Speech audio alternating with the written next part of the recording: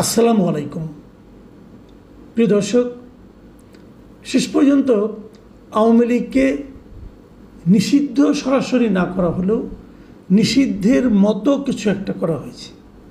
সেটা এরকম যে আওয়ামী লীগের বিচার হবে, দলীয়ভাবে আওয়ামী লীগকে নিষিদ্ধ করা যায় কি না যায় এই বিষয়টা নিয়ে ট্রাইব্যুনালে আলোচনা হবে এবং আওয়ামী লীগের যারা নেতা আছে তাদের বিচার হবে। এগুলি যতদিন চলবে ততদিন পর্যন্ত আওয়ামী লীগের কোনো রাজনৈতিক বা দলীয় কোনো কর্মকাণ্ড চালাতে পারবে না আওয়ামী লীগ। এই সমস্ত কর্মকাণ্ডের উপর নিষেধাজ্ঞা আরোপ করা হয়েছে। এটা এক ধরনের নিষেধাজ্ঞা বলতে পারেন।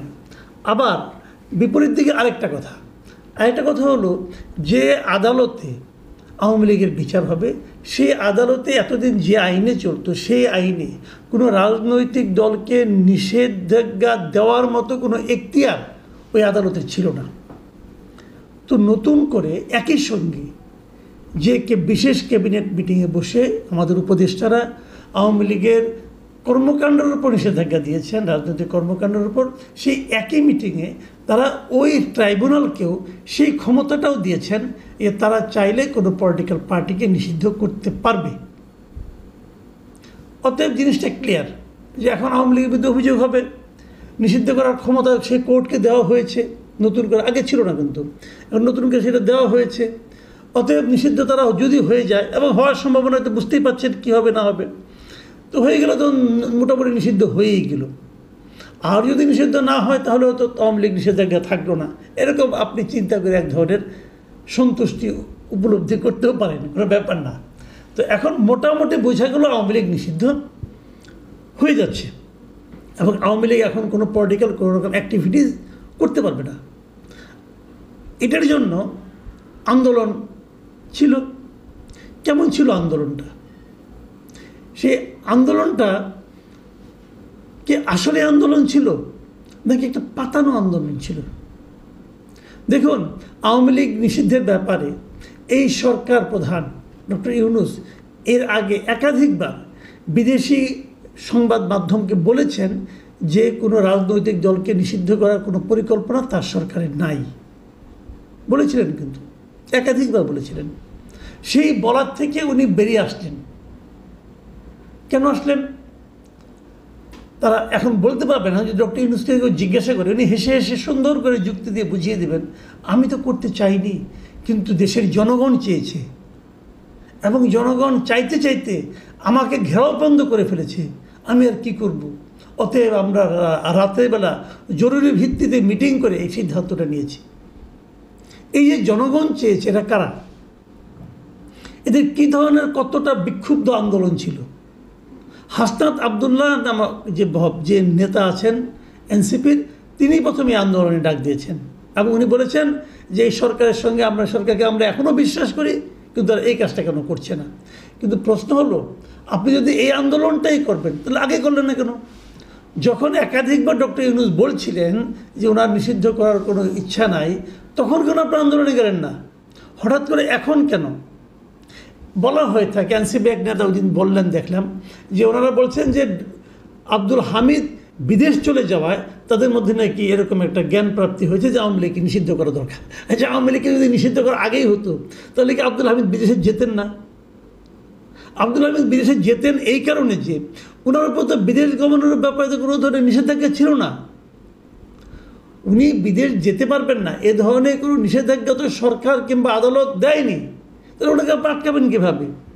উনি একটা মামলার আসামি হয়ে কি এর আগে কেউ বিদেশ যায়নি? খালেদা জিয়া যায়নি, ডক্টর ইউনূস যাননি, ইউনূস সাহেব তো অনেক মামলার আসামি, উনি কি বিদেশ যাননি?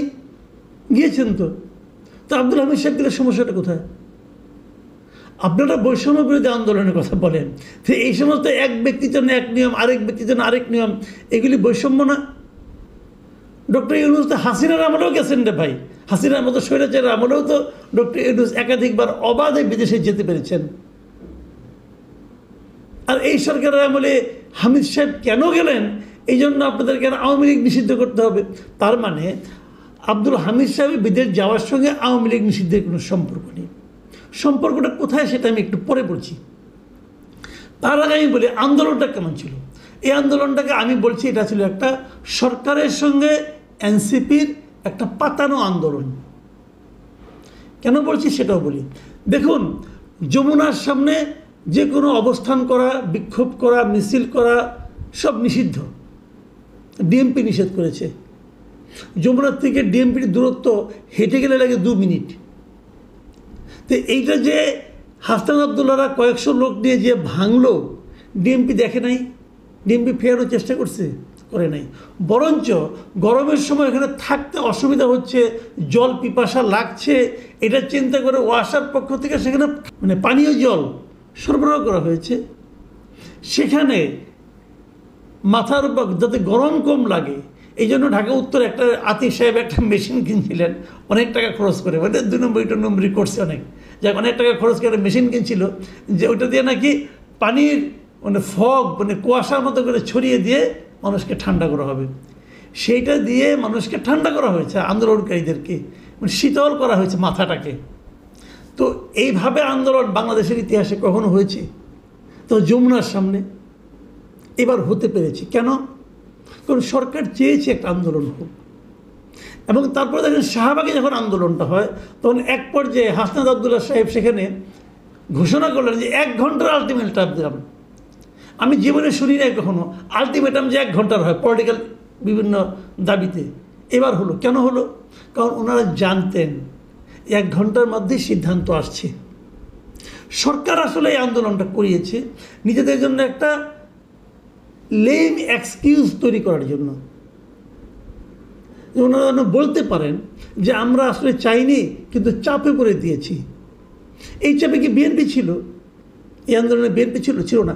বিএনপির ভূমিকা ছিল এখানে সবচেয়ে, আমার বিবেচনায় সবচেয়ে পুরুষোচিত। আমি বলবো বিএনপি যে কী বলেছে নিজেও জানে না। তাদের মহাসচিব একবার বলে আমরা কোনো দলকে নিষিদ্ধের পক্ষে না, আমরা দল নিষিদ্ধ করবো না, আবার আরেকবার বলেন যে দেশের মানুষ আওয়ামী লীগকে দেখতে চায় না। তো দুই অর্থ। তার মানে ওনাদের ভূমিকা ছিল যে নিষিদ্ধ হলে হয়ে যাক, আমাদের কোনো আপত্তি নাই, কিন্তু আমি মুখে কিছু বলবো না। কিন্তু শেষ দিকে এসে মুখেও বলছে, ভাবছে যে এই আন্দোলনটা আবার এনসিপি নিয়ে যায় আন্দোলনের ক্রেডিট, তখন তো আবার আমরা কিছু বলতে পারবো না। মানে দুটোই হতে পারে, কোনটা হয়েছে আমি জানি না। এত দোদুল্যমানতা নিয়ে এরা রাজনীতি কিভাবে করে এবং ক্ষমতায় যাবার স্বপ্ন কীভাবে দেখে এটা আমি বুঝি না। রাজনৈতিক দলে একটা স্ট্যান্ড থাকা উচিত। যদি আপনি চান যে নিষিদ্ধ চান তো বলবেন চাই, যদি না চান বলবেন না চাই না। তো আপনারা এই তাইরেনারে কেন করেন রে ভাই? মানে ভয়ঙ্কর একটা অবস্থা। যে দলটার উপর মানুষ সবচেয়ে বেশি ভরসা করে সেই দলটার অবস্থান যে এত দোদুল্যমান হতে পারে এটা দেখে আমি হতাশ হয়েছি। তারা কোনো স্ট্যান্ড নিতে পারে না। এখন কি হবে? আমি খালি এই কথাটা বলি, কি হবে? বলেছেন কি যে আওয়ামী লীগ কোনো রাজনৈতিক কর্মকাণ্ড পরিচালনা করতে পারবে না যতদিন পর্যন্ত বিচারটা না হবে। খুব ভালো। আচ্ছা, গত 9 মাসে আওয়ামী লীগ রাজনৈতিক কর্মকাণ্ডটা চালিয়েছে কি বলেন তো? আওয়ামী লীগের গত 9 মাসে কয়টা মিছিল হয়েছে, কয়টা জনসভা হয়েছে, কয়টা কি হয়েছে, কি তাদের কি কি কর্মকাণ্ড হয়েছে বলেন? হয়েছে কোথাও? হয়নি। কার্যত গত 9 মাস তো আওয়ামী লীগের একটা মরা পার্টি। আওয়ামী লীগ গত 9 মাস তাদের কোনো কর্মকাণ্ড আমার চোখে পড়ে নাই। যারা কর্মসূচি দিবে তারা সব বিদেশে পড়ে আছে। তাহলে একটা মরা পার্টিকে রাজনৈতিক কর্মকাণ্ড চলতে না দেওয়ার জন্য এত কিছু করার কি দরকার ছিল? এই জিনিসটা আমার কাছে ক্লিয়ার না। হয়তো বলবে যে না, যাতে নাকি তারা আগামী নির্বাচনে না আসতে পারে। আচ্ছা, আগামী নির্বাচনে কি আসতে আসলেই পারত? যদি আওয়ামী লীগের রাজনৈতিক কর্মকাণ্ড আপনি নিষিদ্ধ না করতেন তাহলে কি আওয়ামী লীগ নির্বাচনী কর্মকাণ্ড অংশ নিত বলে আপনাদের মনে হয়? আমার কিন্তু মনে হয় না। কেন নিত না সেটা আমি বলি। আওয়ামী লীগ নিজের কারণেই নিত না। নিজের কারণটা কোথায়? যে যখনই নির্বাচনী কর্মকাণ্ড অংশ নিতে যাবে, ধরেন এমপি ইলেকশনে দাঁড়াবে কেউ, কে দাঁড়াবে? প্রত্যেকটা এলাকার যিনি 1 নম্বর লিডার উনি তো দাঁড়াবেন, তাই নয় কি? এখন 1 নম্বর লিডার, তার নামে তো মামলা মোকদ্দমা আছে। এখন সে তো আর দাঁড়াতে পারছে না, তাহলে কে দাঁড়াবে? 2 নম্বর লিডার, তার নামে মামলা মোকদ্দমা আছে, সেও দাঁড়াতে পারবে না, তাহলে কে দাঁড়াতো? 3 নম্বর 4 নম্বর লিডার, এইরকম লিডার দাঁড়াতো যাদের বিরুদ্ধে মামলা মোকদ্দমা নাই। এবং মামলা মোকদ্দমা ছাড়া লোকজন যদি ইলেকশনে আসতো তাহলে কি হতো, এই ইলেকশনের পরে যখন নাকি আবার ফার্দার ইলেকশন হতো তখন কিন্তু ওই 1 আর 2 করাপ্ট লিডারগুলো আর আসতে পারতো না এলাকায়।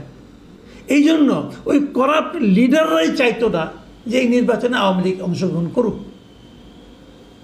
নির্বাচনে অংশগ্রহণ করলে আওয়ামী লীগের করাপ্ট লিডারগুলোর হাত থেকে দেশটা বাঁচত। কিন্তু এখন কি হবে, এখন যেহেতু আপনি নির্বাচনী কর্মকাণ্ড বন্ধই করে দিয়েছেন, কেউ নির্বাচন করতে পারবে না। এখন আওয়ামী লীগের যারা নাকি সৎ এবং নীতিবান লোক 2-1 যারা আছে, 2-1 না প্রচুর আছে সারা দেশে, তাদেরকে কিন্তু ওই করাপ্ট লিডারদের নিয়েই আন্দোলন করতে হবে, করাপ্ট লিডারদের নিয়েই মানুষের সহানুভূতি কামনা করতে হবে। কাজে আমাদের লাভের চেয়ে ক্ষতি হলো, মানে আমাদের মানে কি, আমাদের সাধারণ জনগণের। আমরা তো এদেশে একটা ভালো রাজনৈতিক এনভায়রনমেন্ট চাই, সেটা কিন্তু আমরা হারালাম।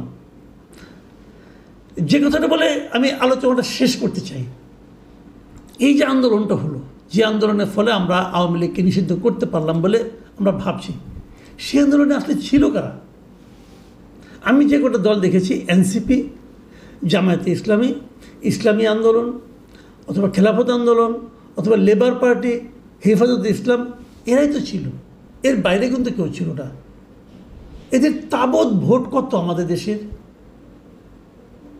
এবং এই দলগুলো থাকার কারণে সেখানে কিন্তু এই স্লোগানও উচ্চারিত হয়েছে যে গোলাম আজমের বাংলাদেশ, নিজামীর বাংলাদেশ, এরকম কথা কিন্তু হয়েছে। গোলাম আজমের বাংলাদেশে হাসিনার ঠাঁই নাই, নিজামীর বাংলাদেশে হাসিনার ঠাঁই নাই। আরে ভাই, বাংলাদেশে হাসিনার ঠাঁই নাই এটা আমরা মানতে রাজি আছি। যদি বলতেন গণতন্ত্রের বাংলাদেশে হাসিনার ঠাঁই নাই, মানতাম। বাট নিজামীর বাংলাদেশ কী করে হয়, গোলাম আজমের বাংলাদেশ কী করে হয়?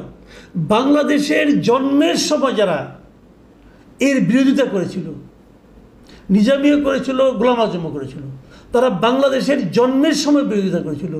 জন্মের সময় যারা বিরোধিতাকারী তাদের বাংলাদেশ হয় কি করে?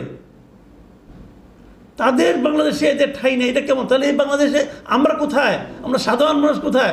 আমরা হাসিনাকে ঠাঁই দিতে চাই না ভাই, কথা আমার পরিষ্কার। হাসিনা যা করে গেছে তাকে ঠাঁই দেওয়ার জন্য কোনো আগ্রহ আমাদের নাই। কিন্তু এটা তার আগে প্রশ্ন হলো, এটা নিজামীর এবং গোলাম আজমের বাংলাদেশ কী করে হয়? তার মানে নিজামী এবং গোলাম আজমের যে চিন্তাধারা, তাদের প্রতিনিধিদের দ্বারাই এই আন্দোলনটা হয়েছে। ভয়ঙ্কর ইনফরমেশন, এটা একটা ভয়ঙ্কর বাস্তবতা। এই বাস্তবতা নিয়েই সামনে আমাদের হয়তো অগ্রসর হতে হবে। প্রিয় দর্শক, এখন এ পর্যন্তই। আল্লাহ হাফেজ।